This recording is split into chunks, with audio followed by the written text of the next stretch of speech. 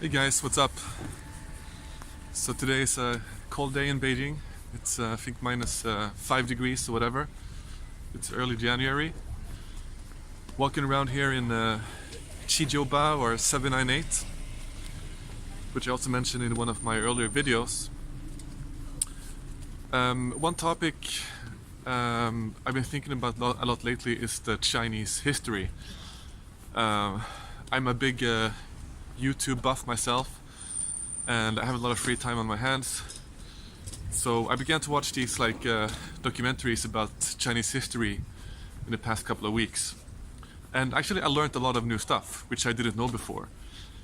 And I realized how little I knew about Chinese history, and I think also how little most of us back in the West know about Chinese history. And as they say, there are many ways to know China, but I think actually the biggest one, the most important one, is to know the history. Because without knowing something's past, you can't really understand its present. So to give you guys a brief recap about stuff that I learned, which I didn't know before, I'll just go through the highlights, don't worry. I won't tell you everything about Chinese history today. The first thing I didn't know was that China used to be like a number of countries up until 200 or so BC, when there was this emperor in the west of China with a capital close to Xi'an today. His name was Qin. He was this amazing warrior, and he defeated the states one by one, either by brutal warfare or by diplomacy. And so he was the first emperor for a united China, and that's also why China is called China, because some of the Arab traders that were in contact with China in those days, they heard about Qin. So the name Qin is basically China or China.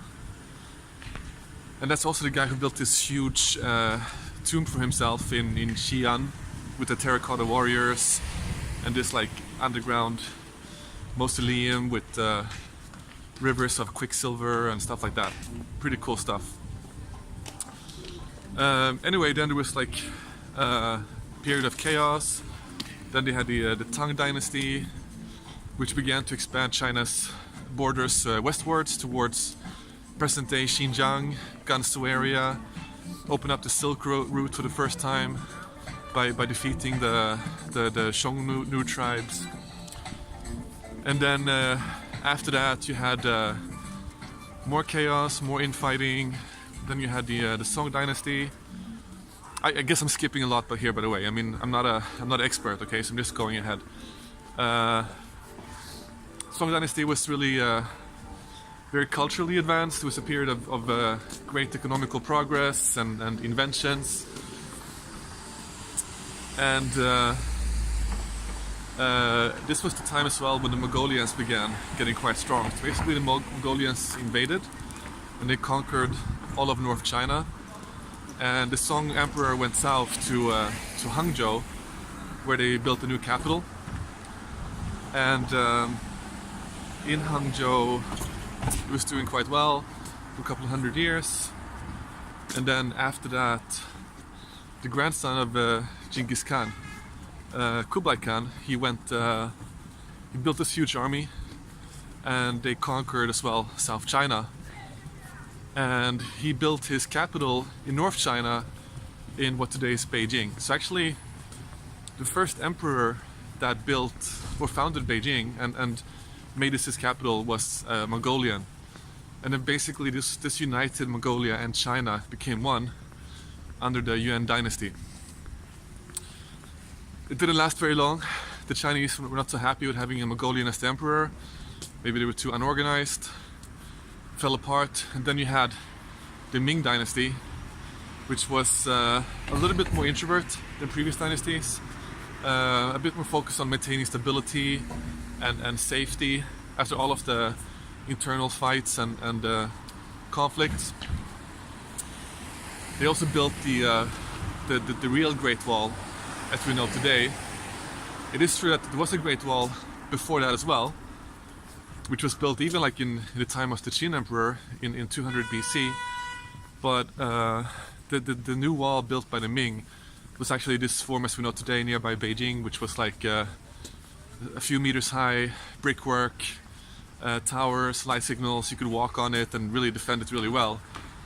So this was in the Ming Dynasty, and then you had this group in the northeast of China, the Manzhou people. They exploited a weakness in China, and they came in and they invaded and took over.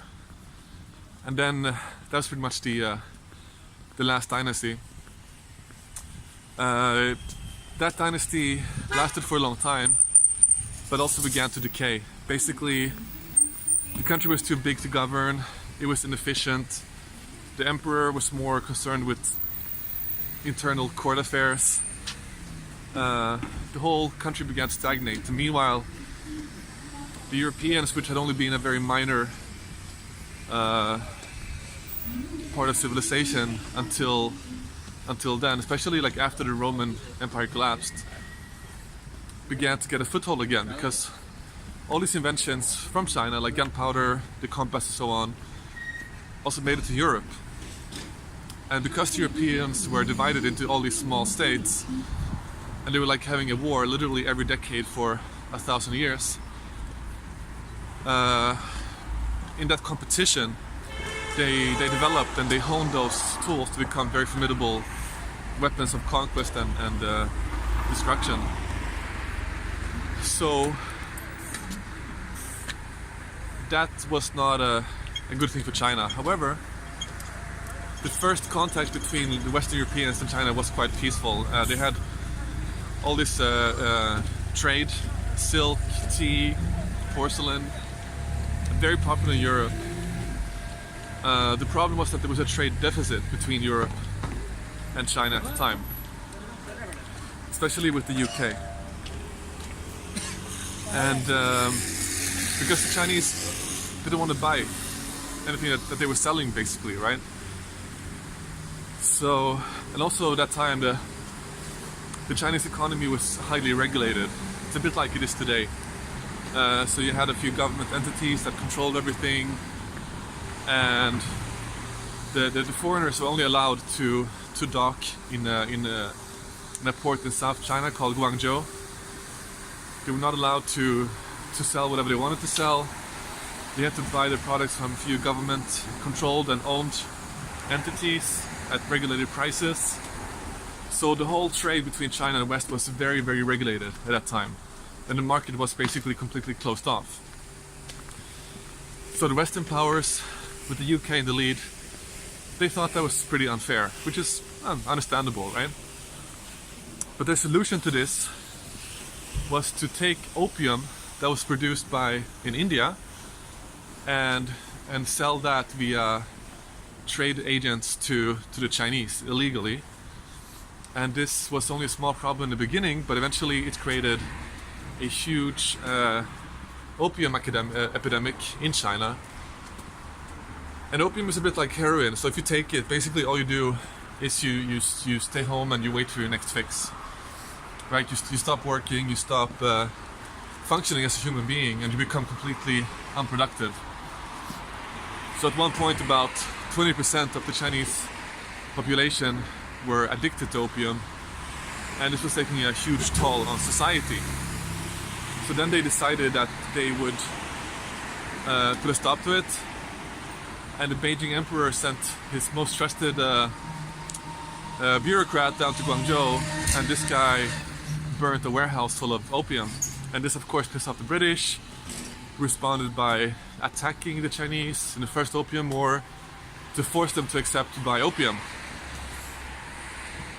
And yeah, they won the war because they had way better guns and better ships and so on. Like one single British ship at that time would carry more guns than the entire combined fleet of Chinese vessels.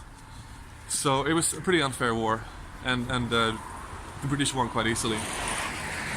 There were some concessions of the Chinese, but then there were some problems again, and there was a second war about a decade later, over similar issues, and then basically China completely capitulated, and they also allowed for Western powers to trade into more ports in China, as well as to open up embassies in Beijing. But this was very, very reluctantly. So thinking a little bit about the way that Chinese people see history and the way that we see history, I think in the West we have a pretty short-term historical memory in general. We don't know so much about our own history, and what we know is basically quite recent, like the world wars, a few revolutions here and there. We know a little bit about the Roman Empire, the Greeks, and so on, but not really much what happened in between. So we don't know a lot. In China, however, history is like something that's very alive and very present. People know the emperors, they know the dynasties, they know ancient philosophers, scientists, tradespeople. If you watch Chinese TV, you will see like a number of movies or dramas, TV series about Chinese history all the time. If it's not about the Warring States period, or it might be about World War II or revolutions or whatever. A lot of stuff like that all the time. So the history here is very alive, and people are very aware about it in a way that we're not in the West. So this also means that Chinese people see themselves as part of a continuum going back thousands of years, whereas we in the West see ourselves as a continuum maybe for the past 400 or 500 years. Basically the whole time that we in the West have been a global power, and when China has not been a global power. But you don't have to go back that far to a time when things were reversed. Up until about 1500 AD, China was by far the world's most advanced and large country, and it was also the largest economy in terms of GDP until the 1800s. So for the Chinese, what's happening today is basically just getting back to normal, getting back to business as usual, where they're like the world's leading power and economy. Whereas for the Europeans, this is like frightening and a little bit scary, because this is something new to us. We're not used to this, right? Because in our eyes, we have always been number one,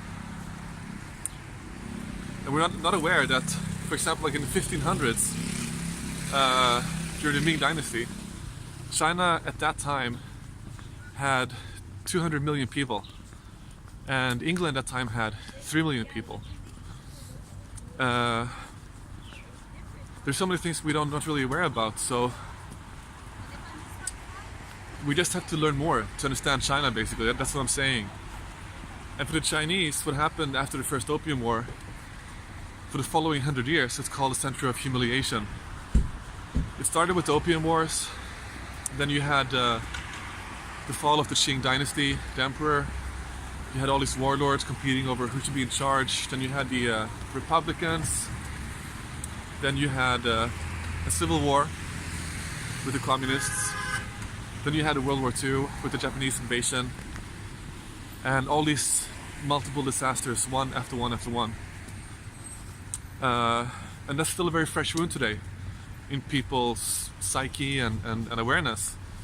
And they see themselves and the world around them in the context of their own history, going back thousands of years, but also especially the Century of Humiliation. And everything about the policy after that, after 1949, has been about recovering and getting back to the position where they used to be. So that's why all these things that are not that big to us, for example, like having the Olympic Games in Beijing 2008 was a really huge deal. There's so much like national pride in China, and so much also sensitivity about different topics. So that's what it is, right? Especially right now as well with this trade war with the US. if the Americans took the time to study the opium wars, they would also discover that many of the topics that they want China to change are the same as the British wanted to change about China in 1849. But that won't be changed so easily, especially some things which are more structural. For example, opening up markets, privatizing certain industries, or stopping government subsidies or support. Those stuff have been around there for hundreds of years. It's not only about today's political system, it's just basically part of the way that the Chinese control their society and the environment. And they're not going to give that up voluntarily. It's not going to happen. Especially today, because they're so strong already. And so if the Americans want the Chinese to negotiate on some things like trade tariffs or whatever, some smaller items, I think that's more than doable. But these big topics about the way to govern the country and the whole markets, state-owned enterprises and so on, that's a very, very tough one. So yeah, that's the topic for today. If you have any questions or comments, just let me know. Thanks guys.